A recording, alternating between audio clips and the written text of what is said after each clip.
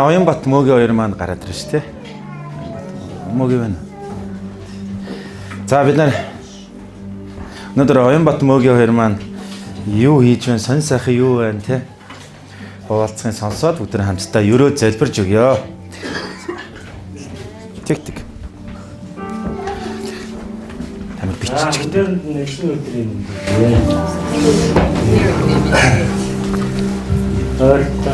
Бас аюул ажил ихтэй байна. Юу хуваалцсан бэ гэхээр манай гэр бүлэрээ нэг талхны талхан зэрэг ажиллаж байгаа. Тэгээд үүний төлөө маш удаан хугацаанд манай ихнэр эхлүүлэхдээ зориглож өгдөгөө маш удсан л та. Тэгээд арчсан миний хувьд бол нэг айхтар сүртэй оролцоо байхгүй харин хажуунаас нь түшиг тулаад нэг жоохон урамшуулж зоригжуулж өгсөн төдийл байна. Мэдээж энэ болгоно бурхан Яшаа номын 1:6 дээр хэлсэн шиг тууштай бүгд зоригтой бай гэж хэлсэн. Түүнийг сансаар гэдэг сая өнгөрсөн 5 сараас эхлээд манай явж ирсэн талхны ажил хийсэн. Эхэндээ янз янзын бас замаар туулсан л та. Тэгээд одоо яг гоё хөдөлтөө аваад их олон хэрэглэгч нартай болцсон. Өсөж хүлээж авдаг тийм үнэнч бас хэрэглэгч нартай болцсон байгаа.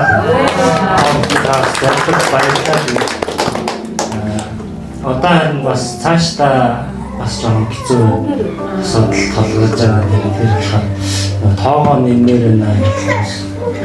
Тэгээд тоогоо нэмхийн тулд бас танад хөрөмж зөндөө хэрэгтэй байгаа. Манай ихнэр бас хаа нарийн шиг.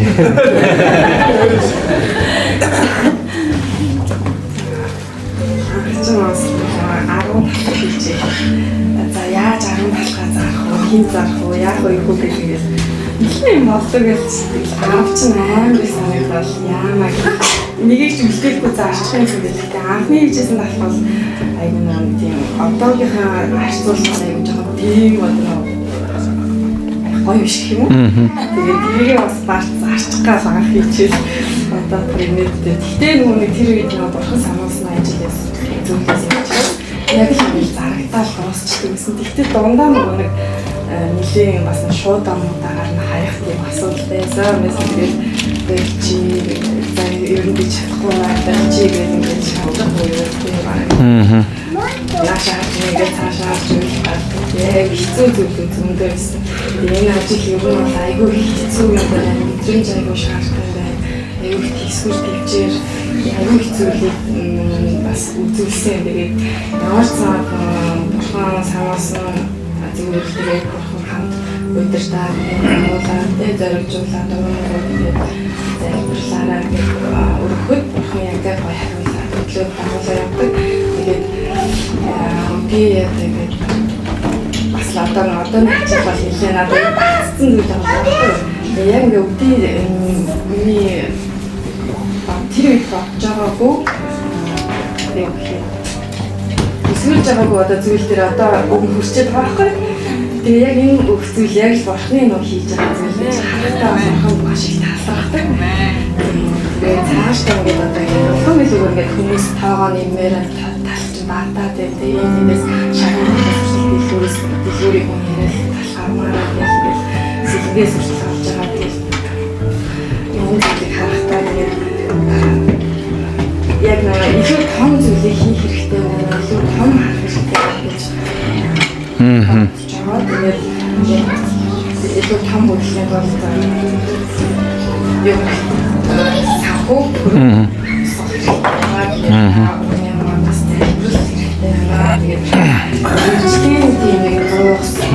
Яг Монголд ирсэн байгаа даа гэсэн чинь тэр юм 32 сая төгрөгсөн яг тийм сахуу хэрэгтэй байна. Миний хувьд бол айгүй дотоо байгаа байхгүй. Хайж байгаа нэг борлуулалтанд нэ бол өнгөт чинь дандаа нөгөө магтаал ингээс хасаа. Тэгээд сүүл нөгөө олон улсын хадгалааны төвд оруулсан үүд нөгөө байдаг ногоон зардаг. Нэг залуу аюу өсөхгүй. Оролцсон чи. За ашгүй хүрээд ирүү гэл. Одоо яасан гэж чи өчтөр хайрлуулсан талхайдгүй. Тэгээд нэг л юм дутагдаад болдгоо. Тэгэл хажуугийнхаа дэлгүүрт орсон чинь танаа талхайж нөө босоохоо авч идээ. Танаа л бүр орчжээ. Яаж юм амттай хийгээд идээ. Тэгэхээр би ч одоо хийдэг юм л да. Би зүгээр багтаалын л авдаг юм байна. Тавлаад тэгээд нүгэд хэлсэн чинь бас тэмхүү юмараа айгүй урамшдаг. Манай талхны бас онцлог нь гол нь бас нөгөө ашиг болох бас зорилго байгаа гэх хүмүүс ирүүл үлдээ. Одоо нөгөө ирүүл нь айгүй чухал асуудалтай тулж байгаа учраас хүмүүс ирүүл нь багч гэсэн бас тусламж болчих юмсан гэдэг бас тийм зорилго хараатай болохоор айгүй бурхан бас ирүүлжтэй л та. Амен. Та бүхний залбирал бас баярлаа. За өдөр хамтдаа залбирч өгье. Тэд тул 28-ын 5 дугаар ишлэлээр ингэж хэлсэн байна. Далхны тухайс Библиэд хэлсэн байдэн шүү дээ тий. Чиний сагс талах эсэгдэг сав өрөөгднө гэж хэлсэн байна. Үнэхээр өрөөгдөх болтугай. Тийм ээ. Одоо өнөөдөр өдөрт бол 100 хийж байна. 80 далах хийдэг байсан биш тийм ээ. Өдөрт 10-ыг хийдэг байсан бол одоо 80. Энэ бол өрөөл. Одоо 1000 тийм ээ 800 1000 руу үйлдвэр болно тийм ээ. Үнэхээр өсөд дэвжээсэ гэж хүсэж байна тийм ээ. Бурхны мэрэгэн ухаан өгдөөс бүгдээ хамтдаа залбирая. Дархан хот өргөжөнд хэлсээр байна. Эрүүл хүнс үнэхээр хэрэгтэй байна. Тэгээ үнэхээр Бурхны хүмүүсийн хийж байгаа бизнес хөгжин цэцгэлээсэ гэж хүсэж байна. Тэгээ бүгдээ хамтдаа залбирая. За тэгээд бүгдээ нэг юм хийгээд байгаа шүү дээ. Оянбатын гэр бүлийн төлөө эхлээ залбирэн заяа. Тэгэнгүүтлээ бусад ахын дүүсийнхаа төлөө бас залбираарай. Манай чуулганы 5 үнэт зүйлсийн нэг бол ажил хөдөлмөр байгаа. Бид нар бол ажилсаг хөдөлмөрч тийм ээ чуулган. Үнэхээр үр нөлөөтэй амьдрахыг чухалчдаг. Энэ нь сайн гэрчлэл гэдэгт бид нар итгэдэг байгаа. Бид нар хамтдаа залбирцгаая. Халелуя. Их эзэн минь танд баярлалаа. Таны нэрээр үнэхээр Оянбатынхаа гэр бүлийг өрөөж байна эзэн минь. Үнэхээр өрөөгдөх болтугай. Эзэн минь талах эсэгдэг сав нь өрөөгдөх болтугай. Гарын үйлс нь өрөөгдөх болтугай. Эзэн та бидэнд үргэлж хэлдэг. Гарц чинь юу байна? Түүнийг хий гэж хэлдэг эзэн минь. Эзэн та түүнийг хийх үед өрөөдөг бурхан. Та эзэн минь үнэхээр том боломжуудыг өгөөрэй. Үр таалгыг нээгээрэй эзэн минь. Үйлдвэр болох эзэн минь. Үнэхээр ажлын байруудыг хангах. Ажлын байруудыг бий болгож хүмүүст ажил орлоготой болгох. Эзэн минь тэр мэрэгэн санаануудыг та өгөөрэй. Эзэн минь харилцаа холбоог зөвшөөрөөрэй. Эзэн минь хөрөнгө оруулалтуудыг зөвшөөрөөрэй. Их эзэн минь та өрөөгөөрэй. Эзэн та үнэхээр эзэн минь ямар нэгэн гарч хохирлоос үргэлж хамгаалаарай. Эзэн минь хийсэн болгон борлогдож эзэн минь хүмүүст хүрч эзэн ашиг орлого нэмэгдсээр байх болтугай. Улам урамшин зоригжиж эзэн минь үнэхээр хүчрхэг байдлаар өрөөгдөх болтугай. Эзэн та өрөөгөөрэй. Эзэн та өрөөгөөрэй. Сургаалт төгс 31 дугаар бүлэг дээр үнэхээр ажил үйлс нь бүтэмжтэй байгааг хараад тэр урамших болно гэж та гэрийн эцэгтэйг урамшуулсан шиг эзэн минь. Мөөгийг та өрөөгөөрэй эзэн минь. Үнэхээр үр чимтэй байгааг хараад үр нөлөөтэй байгааг хараад улам зоригжин эзэн минь. Урамшин зоригжиж эзний өгөх санаа, эзний өгөх бүтээлч байдалд итгэн урагшилсаар байхад та өрөөгөөрэй эзэн минь. Үр өгтүүдийн өрөөгөөрэй. Ашиг орлого нь ямар нэгэн тооцоолоогүй, төсөвлөөгүй зүйл зарцуулагдахаас та хамгаалаарай. Эзэн минь та өрөөгөөрэй. Үнэхээр өрөөгөөрэй эзэн минь. Эзэн минь алсын хараа чуулганыхаа хүн нэг бүрийн төлөө залбирч байна. Үйлчлэл хийж байгаа, ажил бизнес хийж байгаа хүн нэг бүрийг та өрөөгөөрэй. Эзэн минь ажил хөдөлмөр бол танаас өгсөн бидэнд өгсөн өрөөд билээ. Эзэн минь үнэхээр хүн болгонд өгсөн тэр эден цэцэрлэг байгаа. Арслан сахиулгаар тавьсан эзэн минь. Бид тэр газартаа арслан сахиж үнэхээр торцоор байхад та өрөөгөөрэй. Улам үзэгсэлэнтэй, улам сайхан газар болгож, улам эзэн минь гэрэл гэгээтэй болгоход эзэн минь бид өөрсдийн хийж чадах бүхнээ өдөр бүр хийхэд та туслаарай. Бидэнд урам зориг, итгэл, найдварыг өгдөг бурхан танд баярлалаа. Хийсэн бүтээснээ хараад үнэхээр эзэн та нэн сайхан байна гэж хэлдэг шиг бид бас хийсэн бүтээснээ хараад нэн сайхан байна гэдэг таны дүр төрхөөр бүтээгдсэндээ талархаж байна эзэн минь. Баярлалаа Иесус. Гарынхаа үр шимийг хүртэгтэй чи баяртай байх болно гэж хэлсэн. Үнэхээр тийм хүмүүсээр алсын хараа чуулганыг үнэхээр өрөөгөөрэй эзэн минь. Баярлалаа. эзэн Есүсийн нэрээр өрөөж байна. Амен. Баярлалаа. Асяра чуулганы маань хүүхдүүд Лук номыг энэ сард бичиж байгаа юм байна. Тэгээд хүүхдүүд маань альдины одоо Лук номоо эхлүүлсэн. Ингээд хүүхдийн цуглаанаас шинэ дэвтэр аваад ингээд Лук номыг хуулж бичиж байгаа юм байна. Тэгээ урдаа юм зайтайгаар бичиж байгаа шалтгаан аваад тэгээд үдх юм байна. Бүлэг бүлгээр нь хүүхдүүдтэй хуваарлаад өгсөн. Тэгээд бичиж байгаа. За нараа огш маань өөрөө ингээд жишээ болгоод ийм гоё ингээд бичсэн байна нэг бүл. За таны хүүхдүүд үнэхээр итгэл дотор өссөөр байгаа. Өнөөдөр би бас хүүхдийн цуглаанд орж ирээд харахтаа олон хүүхдүүд өсөж хөгжиж байгааг хараад Бурхандаа үнэхээр талархаж байна. За эзэн алдарш болтгоо. Өнөөдөр бүгдөө шүүгч номын 6 дугаар бүлэг рүү хамтдаа очицгоё.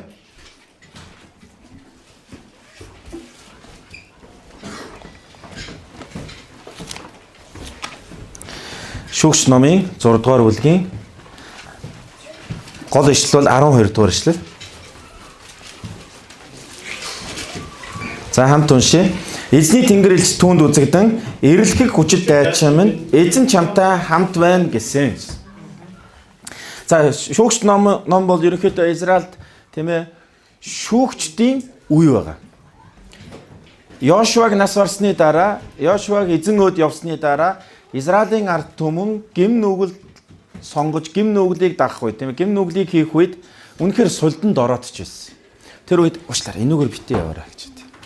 Тэгээд эзэн өөрийн тийм ээ тэр сонгосон хүмүүсээ босгон шүүгчдийг томилж тэднийг үнэхээр бузар муугаас чөлөөлж исэн ба. Тэгвэл 6 дугаар бүлгийн 1-р ишлэлийг харъя. Израилийн хүүгүүд эзний мэлмид ёрын мөг үлдв. Тиймээс эзэн тэднийг 7 жилийн турш Медианы гарт өгчээ гэж хэлсэн. Би танд өнөөдөр нэг мэрэгэн ухааныг хэлмээр байна. Энд том жижиг ерөөсө хамаа байхгүй бүх хүнд хамаатай зүйл. Энэ бол юу гэх юм бол бид бузар мөг сонгох үед бид нар дайсан хүчтэй болгодог. Бид нар бузар мөг сонгох үед үүндээ дайсан хүчтэй болгодог шүү. Тэгээс дайсан дураараа бидний амьдралд орж ирдэггүй. Муу нэгэн сатан дураараа бидний амьдралд ажилдаггүй. Үндэ бид нар урилга, бид нар зөвшөөрөл олгодог байгаа. Юугаар гэх юм бол өөрсдөө бид нар бузар мөг хийснээр. Энэ бол Библийн зарчим. Тийм учраас Илч Паулус шинэ гэрэн дээр хэлсэн байдаг. Бидний Христ тийм ээ эрх чөлөөтэй болгохоор дууцсан. Тэгвэл эрх чөлөөгөө махан биеийн тийм ээ тэр зугаа цэнгэл хийх одоо зүйл болгон битээ ашиглаарай гэж хэлсэн байдаг. Яа тэгвэл тэр нь муу нэгэн зөвшөөрөл болж байдаг.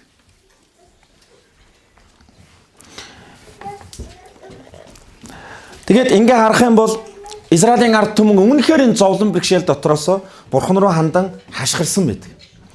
За 7 дугаар ишлэгийг харъя. Медианаас болж Израилийн хүүгүүд эзнийг дуудан гуйхад эзэн Израилийн хүүгүүд нэгэн иш үзүүлэгчийг илгээв. Тэр иш үзүүлэгч тэдэнд Израилийн Бурхан эзэн ингэж айлдаж байна гэж. Тэд нар эзнийг дуудсан байна. Тэгвэл би эндээс бас нэгэн чухал зарчмыг танаар туулсан. Та нарын амьдралд ямар нэгэн зүйл болохгүй байхад хүн рүү биш Бурхан руу хандан хашгирдаг байгаасаа гэж үзэж байна. Бурхан руу хандан түүний тусламжийг гуйдаг байгаасаа. Дуулал 121 дугаар бүлэг дээр юу гэж хэллээ? Тийм ээ. Би хаанаас тусламж ирэн гуйх вэ? Тэнгэр газрыг бүтээсэн. Тийм ээ. Эзнээс би тусламж гуйдгаа гэсэн. Би дуул номон дээр маш олон газарт эзний хүн Давид тийм ээ эзнээс тусламж гун хашгирсан мэт. Ингээд 11-р ишлээс харах юм бол Авезрийн хүн Йошийн эзэмшил Офра дахь царс модны дор эзний тэнгэр элч ирж суусан ба. Тэр үед Йошийн хүүгэн Гидеон Медианчуудаас нун авч үлдэхийн тулд буудаага усан үзмийн шахуурга дотор цайруулж байв. Тэр үед харах юм бол ингээд том чулуун усан үзмийн шахуурга байдаг гэсэн. Тэгээ хүмүүс бүгдөө усан үзмээ дүүргээд яадаг гэх юм бол тэд орж гიშгэж, бяцалж тэгээд доороо юм нүхтэй модоор ингээд тагилцсан байдаг гэсэн. Тэгээ нэлээ ингээд бяцалсны дараа тагийг аваад тосож авдаг гэсэн. Усан үзмийн дарсаа. Яг бол усан үзмээ одоо дарах боломж байхгүй. Дайсан аваа явцдаг. Тэд нар үнэхээр хүнд нөхцөлд байдаг. Юун дарс гэдэг бол тэдний тансаг хэрэглээ байсан. Баярлал цэнгэгтэй хэрэгэлдэг. Тийм тансаг хэрэглээ тэдэнд байхгүй. Гидеоныг харах юм бол улаан буудаан хитгэн үрээ Медианчуудаас авч үлдэхийн тулд. Тэгээ та 6 дугаар бүлгийн эхний эсгүүдийг ингээд сайн хараарай. Медианчууд үнэхээр өстой нэр бүр сүргээрээ орж ирдэг байсан. Үү олон тэмээтэй. Тэгээд бүр өстой бэлчээрийг нь юучгүй цөлмдөг байсан. Энэ бол сатааны дүрийг бид нар харж байна. Сатан бол үнэхээр хуухалдаг. Сүрүүлдэг. Хэрвээ бид нар үнэхээр сүнслэг, сэргэг, соргог эзнээс имэйл дотор алхахгүй бол сатан бол тоглоом биш. Үнэхээр өстой Израильчуудын юучгүй болгодог байсан. Гэхдээ эзэн бол өршөөнгөө нэгүүлсэнгүй учраас тэр дуудах үед эзэн сонсдог. Эзэн ирдэг. Эзэн тэдний залбиралтыг сонсоод ирсэн ба. Тэгээд 12 дугаар эшлэл өдрөө бидний уншсан ишг тийм үү. Эзний тэнгэрээс түүнд үзэгдэн эрлэх хүчит дайчин минь эзэн чамтай хамт байна гэсэн. Гидеон хариуд нь эзэнтэн минь хэрв эзэн бидэнтэй хамт байдаг юм бол яагаад энэ бүгд бидэнд тохиолдно вэ? Бидний өвөг дээдс эзэн биднийг удирдан Египтээс авчирсан гэж бидэнд хуучилсан тэр бүх гайхамшгууд нь хаана байна вэ? Харин одоо биднийг эзэн орхиж Медианы гарт өгчээ гэхэд гэсэн. За эндээс бас нэгэн чухал зүйлийг хэлээ ээж аавнараа. Хүүхдүүдтэй Бурхны тухай ярьдаг байгаарай. Гидеоны үед нэг гайхалтай юм нөх юм бол тэдний өвөг, тэдний аав нэг орхиогүй юм нөх юм бол хүүхдүүдтэй Бурхны тухай ярьдаг байсан. Энд юу гэж хэлсэн бэ? Тэд нар эзэн биднийг удирдан Египтээс авчирсан гэж бидэнд хуучилсан гэж хэлж байгаа сте. Яг ингээд орой болох үед Израильчуудын хувьд, еврейчүүдийн хувьд хамгийн өндөр настай эрэгтэй Бурхны тухай түүх ярьдаг байсан ба. Тэр нь Гидеонд үлдсэн, жоохон түүхээр үлдсэн харамсалтай. Бод биш. Өнөөдөр зөв хүүхдийн цуглаанд явж байгаа хүүхдүүдэд багш нар нь зааж байгаа зүйл яг үндэ зүгээр тэдний толгой заримдаа байдаг. Гэхдээ яг амьдралд хэцүү зүйл ирэх үед, амьдралд үнэхээр сонголт шийдвэр гаргах үед тэр зүйл нь хүүхдүүдэд тус болдог. Гидеон ч гэсэн. Тийм учраас аав нараа, ээж нараа Бурхны тухай хүүхдүүдтэй ярьдаг байгаарай.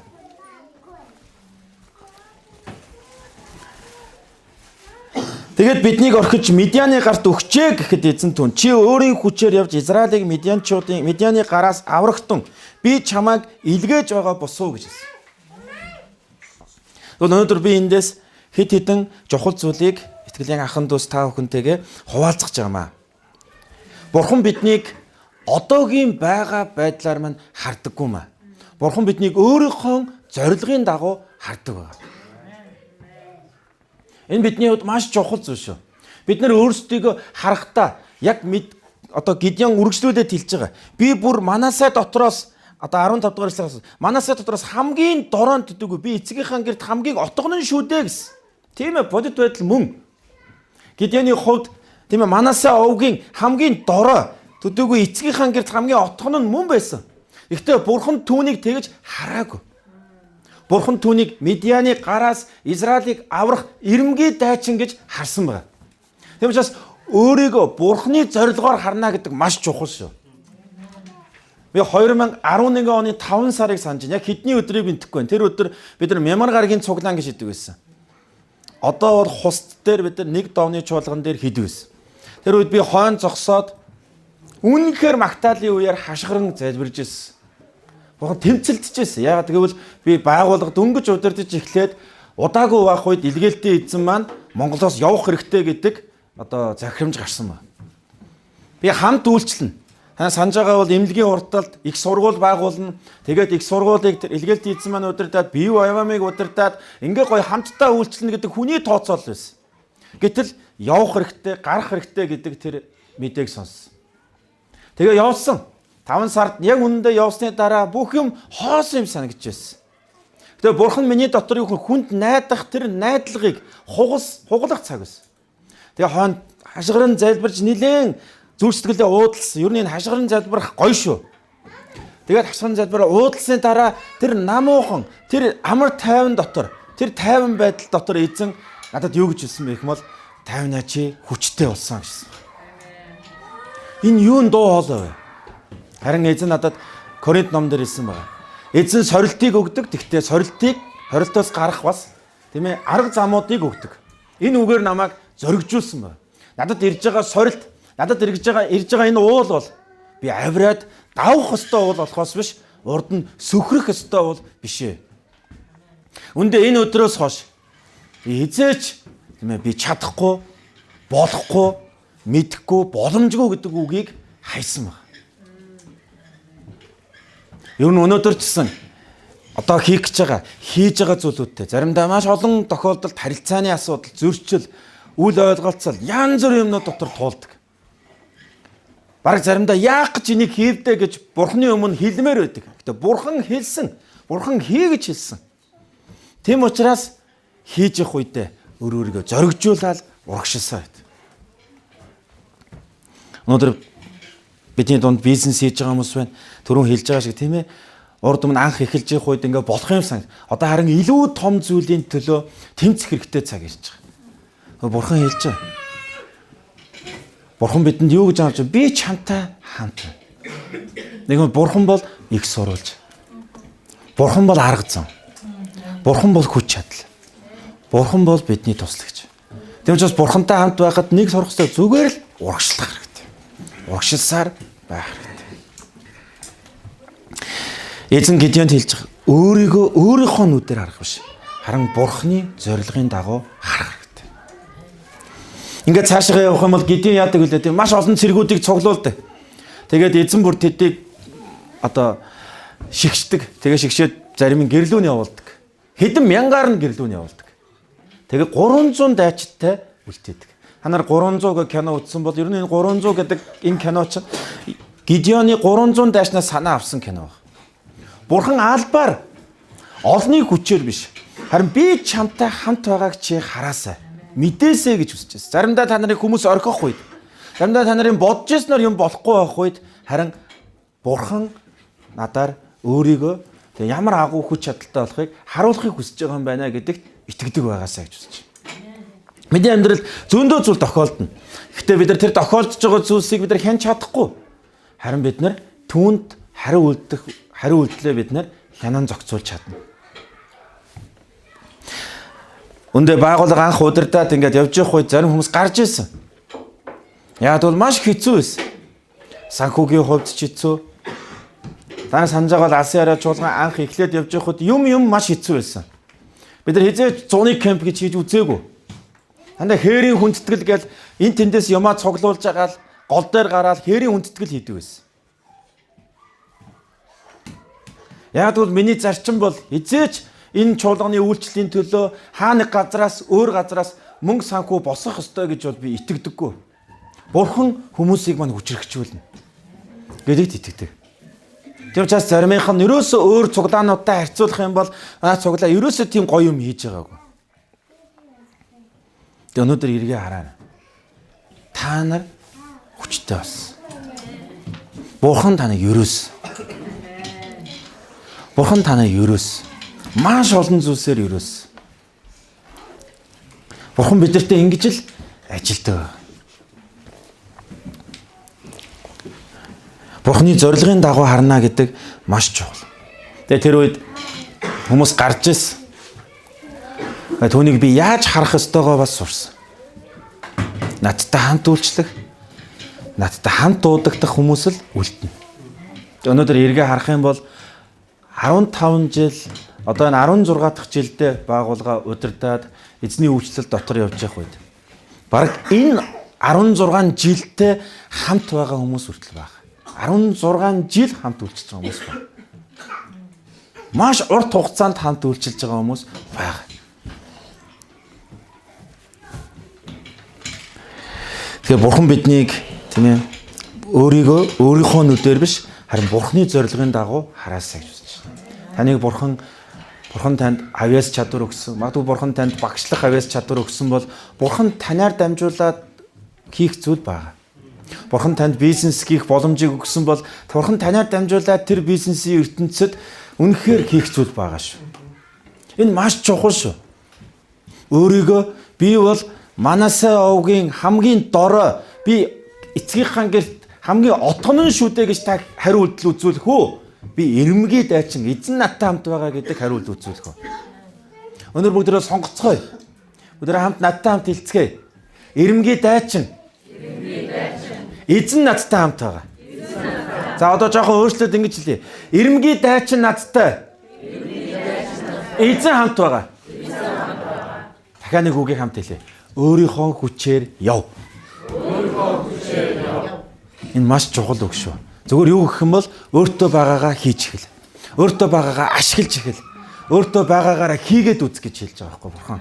Тэрийг чинь би үржүүлэх болно. Тэрийг чинь би өрөөх болно гэж хэлж байгаа байхгүй.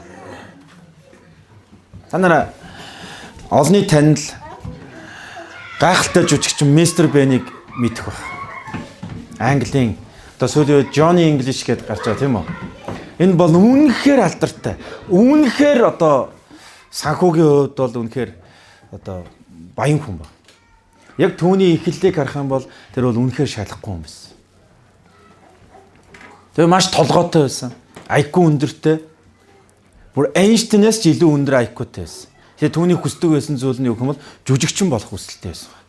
Тэгээ олон хүмүүс түүнийг жүжигчин болохгүй гэж хэлдэг байсан.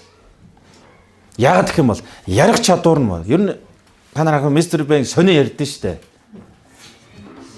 Тэгээд түүний хувьд бол олон талаараа энэ дэр дутмаг байсан. Тэгтээ яасан бэ гэх юм бол Мистер Бен өөрийнхөө онцлог байдлаар жүжиглэж эхэлсэн.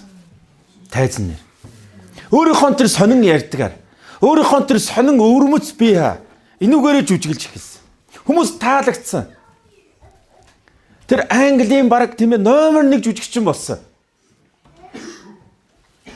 Та хараарай. 2012 оны билүү Олимпийн нээлтэн дээр нэг том оркестр хөгжим явуулдаг тийм үү? Тэр хөгжим дээр бид нэг юм эвлүүлэг гэж бодооддаг. YouTube-ээс харахаар. Мистер Бен нэг юм төгөлдөр хууран дээр ерөөсө 2хон довчийг л ээлжил дарддаг ажлыг хийдэг. Хаа үзээрэй.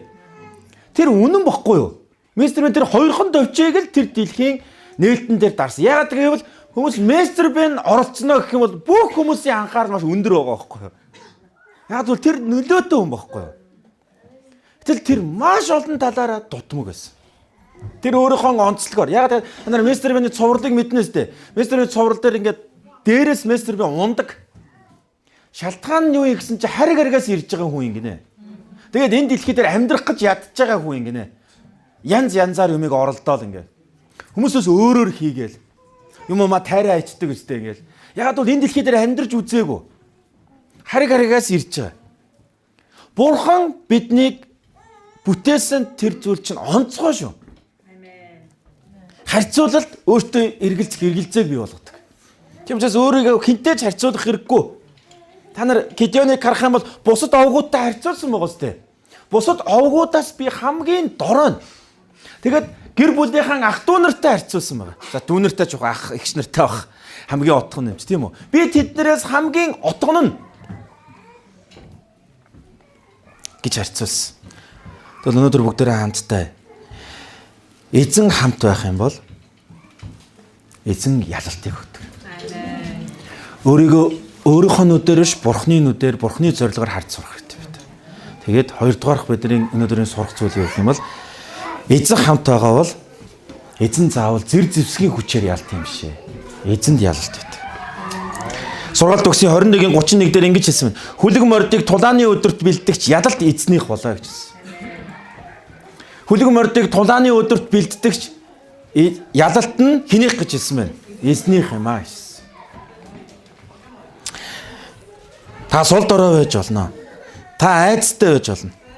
Та өөрийгөө жижигхэн гэж бодож болно. Гэхдээ Бурхан хамт байгаа бол та эрэмгээд айч. Хүмүүс таныг 99 хүн таныг тийм ээ сул дорой бүтэхгүй, мэдлэггүй, чадваргүй, боловсралгүй гэж хэлж болно. Гэхдээ 1% тэр нь Бурхан байх юм бол Бурхан таныг эрэмгээд айчин гэж хэлж байгаа бол тэр 100% шүү. Амен. Тэр өдөр 2011 оны 5 сарын хэдний өдөр байсан санахгүй. Тэр өдөр Бурхан намайг чи хүчтэй болсон гэж хэлэх үед бол би үнэхээр өөрчлөгдсөн. Дахиж би миний амьдралд ирж байгаа сорилт бэрхшээл янз бүрийн ачаа дарамт уул давах шаардлагатай үе ирэх үед би чадахгүй, би болохгүй, би бүтэхгүй гэж хэлж байгаа. Ер нь том конференц янз бүрийн зүйл дээр номлохоор зогсож явах үедээ залбирдаг миний залбирал юу гэх юм бол Иохан 14:12 байгаа. Над итгэдэг хүмүүс миний ажлуудыг хийн. Харин эдгээрээс жагуу ажлуудыг хийнэ гэж энэ үгийг барин залбирдаг. Хүүтэн таны хийдэг ажлуудыг хийх болно. Та хэдэн мянган хүнд номлож ирсэн. Таны үг сургаал хүчтэй байсан. Таны үг сургаал хүмүүсийг босгон байгуулдаг байсан. Өөр байсан шиг. Би бас тийм байх болно. Эзэм нь үүнээс жагуу ажлуудыг хийх болно. Яа би танд итгэж байна. Тэлийн ах дүүсээ. Бурхан хамт байгаа бол босод хүмүүсийг битгий сонс. Бурхан танд хэлж байгаа зүйлийг сонс. Босод хүмүүсийн сөрөг тийм ээ тэр үнэхээр нураахыг хүсэж байгаа. Үнэхээр хоош нь татж байгаа зүйлсийг битгий сонс. Тэр бол Бурханы дуу биш. Бурхан танд би чамд хамт байгаа гэж хэлж байгаа. Яах вэ? Тэгвэл Гидеон Бурхан өөрт нь хамт байгааг харсан, мэдсэн Гидеон хэрхэн өөрчлөгдсөн бэ гэх юм бол тэр эрэмгийн дайчин гэдэгтээ итгэсэн баг. Тэг гараад шууд тийм ээ хиймэл шүтэнүүдийг нураас. Бурхан түүний сэтгэлгээ, итгэл үнэмшлийг өөрчилсөн. Тэр гэх юм бол өөрийн хүчээр яв гэдэг үгийг юу гэжсэн бол надад боломж, болцоо, нөөц боломж зөндөө байгаа мэн гэдгийг олж харсан байна. Бага шүү. Бурхан түүний төлөвлөгөөг шинжилсэн. Тэр бол хэдэн мянган хүнээр дайсантайгаа өөрийгөө харьцуулах хэдэн мянган цэрэг удирдах тулдах биш 300 шилдэг дайчдыг удирдан тулаанд орох хэрэгтэй болсон. Дандаа танд байгаа нь өчүүхэн юм санагдж байгаа бол боломж гэж хараасаа гэж үзэж байна. Тийм олон хүн хэрэггүй. Өнөөдөр манай Асера чуулган мундаг том чуулган биш шүү дээ. Тэгтээ бид нэр шинэ чуулган эхлүүлсээр. Би өнөөдөр цуглаан эхлээд магтаал явж эхлэхэд л би энд зогсоо юу гэж залбирж байгаа бол Бурхан минь харанхуй зөндөө. Өшөө чуулган тарих хэрэгтэй. Өшөө олон хүмүүсийг дагалдагч болгох хэрэгтэй. Өшөө олон хүмүүст сайн мэдээ тараах хэрэгтэй. Туслаач эзэн минь. Асера чуулганыг ашиглаач гэж залбирж байгаа. Яагаад гэвэл бид нэр өнгөрснийг харж биш. Харин өшөө ирээдүй бид нэр хийлэхийг хүсэж байгаа Бурханы ажил байсаар байна. Бурхан ингэж л хүмүүсийг өөрчилдөг. Тэнгэрлэг солилцоо гэдэг. Айдсыг эр зориг болгодог. Эргэлзээг итгэл болгодог. Тэр нуугдмал би хинч бишээ гэжсэн Гидеоныг тийм ээ дуудлагада гарч ирээ гэж урддаг. Гараад ир. Жижигхэн би тийм ээ агуу Бурханы хэрэгсэл, агуу Бурханы хүн байгаасаа гэж Бурхан өөрчилдөг.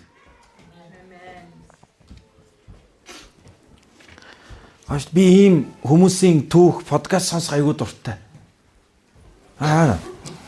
Монголын түүхэнд гайхалтай хүмүүс зөндөө байсан. Тэд нар эдгээр Бурханыг мэдхгүйс амьдралын хуулийг мэддэг байсан. Бид нар сая 11 сарын 26-нд одоо анх дугаар үндсэн хуулиа баталсан өдрөө бид нар тэмдэглэж штэ. Чи тусгаар тогтносон өдөр ихээс эдгээр анх дугаар үндсэн хуулиа баталсан өдөр. Тунгаглан зарласан өдөр. Яг үндэ анх дугаар үндсэн хуулийг хамт бичлэгдсэн хүн нь даш дөржин нацаг дөрж байгаа. Энэ үед даш дөржин нацаг дөрж байгаа 18 настай байсан. Тэр бичиг үсэгт суралцсан 18 настай залуу шүү. Анх дугаар үндсэн хуулийг бичлэгдэжсэн. Тэгвэл тэр 9 настай байхдаа өөрийн ээж тийм ээ долгоргоо нас орсон ба. Тэгээ аав нь түүнийг хүрээ рүү дагуулan явсан ба. Тэр 9 настайдаа өнчирсэн ч гэсэн 18 нас хүрэхэд тэр өөрт байгаа боломж, нөөц боломжоо ашиглан эрдэм номд суралцаж анх дугаар үндсэн хуулийг бичсэн ба. Бидний маш сайн мэддэг шинэ үеийн уран зохиолыг үндэслэгч тийм ээ анх эхлүүлсэн хүн ба. Монголын түүхэнд гайхамшигтай хүмүүс бүгдөө эдгээр залуу наснда тийм ээ өөрт байгаа нөөц боломжонд итгэсэн ба. Маш олон хүмүүс түүнийг мод өнчин гэж харсан баг. Гадуурхсан баг. Хөдөөнөөс хот руу хүрээ рүү орж ирэхэд юу ч байхгүй ядуу зүдүү байсан. Аав нэг өнөө маргаашийн хоол унтаа залгуулах хэмжээний л ажил төрөл хийдэг байсан. Монголын түүхэнд ийм гайхамшигтай хүмүүс зөндөө байгаа шүү. Хүүхдүүдтэй ийм итгэл үнэмшил өгөөрэй.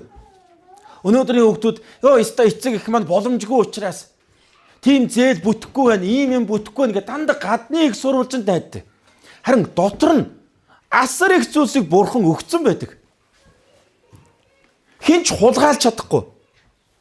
Хинч хулгайлан авч чадахгүй. Хавьяас чадварыг нь хөгжүүлэх нь ээж аавын үүрэг байхгүй юу?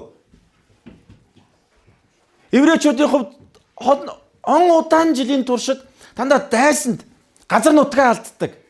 хөөгддөг, гадуурхагддаг байсан учраас тэдний дотор суугдсан, өвдүүлдэг байсан зүйл хэвэл дандаа боловсрал байгаа. Итгэл үнэмшил байгаа. Хинч хулгайлж чадахгүй боловсрал, итгэл үнэмшил байсан учраас тэд нэр хаанч очиод дандаа сүүл биш толгой болдог. Шинэ зүйлсүүдийг зохион бүтээдэг. Тэд маш их ажилсаг хөдөлмөрч байдаг. Тэд юмыг яавал илүү сайн болж болох вэ гэдгийг бодож санаачилж дандаа гаргаж ирж байсан. Тэд бас бие бинийгээ үргэлж дэмждэг байсан. Өнөөдрийн христчүүд нар яг л ийм л байгаасаа гэж хүсэж байгаа. Бид нар өөр байх ёстой. Бид нар энэ нийгмээс өөр байх ёстой. Леонардо да Винчи гэж одоо гайхамшигтай уран бүтээлч байна, тийм үү? Тэр өөрийнхөө намтар түүхэн дээр ингэж бичсэн. Өөрөө мэдээж намтар түүхэнд бичсэн л. Тэр үед ингэж бичсэн. Леонардо да Винчи хичээлийн цаг нь дуусах үед бусад хамт сурж исэн одоо ангийнх нь шар харигны мухлаг руу годамжны буланд байдаг шар харигны мухлаг руу тэд нэр шар хариг уухаар зугаацгаар явдаг байсан бол Леонардо да Винчи ганцаараа үлдээд алгаад илгээд хүний бие антом зурдаг байсан юм аа гэж. Тийм учраас тэр түүхэнд онцгой хүн болсон байна. Тэр өөр байсан учраас онцгой байсан. Тэрээс ч зүгээр нэг дагаж урссан бол бид нар Бурхны намайг бүтээсэн тэр онцгой байдлыг ашиглаж чадахгүй. Түсэ. Өнөөдөр би танд энийг л уриалмаар. Бурхан таныг зоригтойгоор бүтээсэн. Тэр зорилгоор өөрийгөө хараасаа гэж хүсэж байна. Тэгвэл тийм ээ, Бурхан биднийг үнэхээр өөрчилдөг. Бурхан өөрийнхөө зорилгын дагуу биднийг өөрчилдөг. Бидний дотор маш их нөөц боломж өгсөн байгааг харуулдаг. Түрүүн хэллээ шүү дээ. Анх 10 далхал хийж исэн бол өнөөдөр 80 далах хийж байна гэж. Үүнээс жилүү зүйлийг Бурхан өгсөн байгаа. Өдөрөө цаг хугацаа гарах юм бол эх дараа жилийн 2026 оны 12 сард гэхэд энэ гэр бүл өөр юм яриас зогсож байна. Дараагийн өөр боломжийн тухай, өөр тэмцлийн тухай хуваалцаад зогсож байна. Яг л амьдрал ийм л байдаг. Хэн цаг хугацааг үнэлж, хэн өөрт байгаа нөөц боломжоо Бурхны зорилгын төлөө ашиглах гэж, хэн нэгнийг тэтгэх гэж, хэн нэгнийг өрөөх гэж дандаа бодож сэтгэж, залбирч тэмцэж байгаа хүмүүс өсөж дэвжсээр байдаг. Энэ бол бидний зорилго. Хараарай. Медианчуудаас Израилийг аврахаар гэж хэлж байгаа. Тэгээс биш Гидеоныг мундаг хүн болгох нь Бурхны зорилго байгаагүй. Бидийг дандаа Бурхан хүчрхэгжүүлж, өрөөдөг нь бусдыг өрөөгөөсэй гэж хүсдэг байгаа шүү. Энэ бол бидний тэмцэл. Би заримдаа гэртээ ороод, заримдаа үнэхээр орой хизээ хүртэл хүмүүстэй ингэж зууралдаж, хизээ хүртэл хүмүүсийн төлөө явах вэ гэж бодоод буруугаар боддог. Одоо л биш л дээ. Тэгээ юу гэх юм бол би үүнийг хийж байхдаа дандаа өрөөгдөг шүү дээ гэж өөртөө хэлдэг. Би хүмүүсийн төлөө явж байхдаа, би хүмүүст үйлчилж байхдаа, хүмүүсийн асуудлыг нь сонсож, залбирж өгч, тэмцэж байхдаа би өөрөө өрөөгддөг шүү дээ гэж өөртөө. Яг үнэн бохгүй юу? Би энийг л хийж байхдаа хамгаалагддаг. Энийг л хийж байхдаа бурханлаг байдаг. Үнийг л хийж байхдаа бид нар амьдарч байгаагаа мэдэрдэг байна. Тэгвэл би танд хэл. Надад та нуугдах ёстой хүн биш шүү. Гидеон шиг өөрөө л хоолтой унттай байж тийм ээ нэг өнөөдөр өнөө маргааш шиг аргацаах гэж та шахуурга дотор нуугдж байгаа юм шиг өстэй. Тэгвэл бурхан танд хэлж гар. Яа тэгвэл чи тэг хүн биш. Яа тэгвэл чи шахуурга дотор нуугдаад байж ах ёстой хүн биш ээ. Урд чинь тэмцэл байна. Энэ тэмцлийг шүүрж ав. Энэ бол боломж шүү.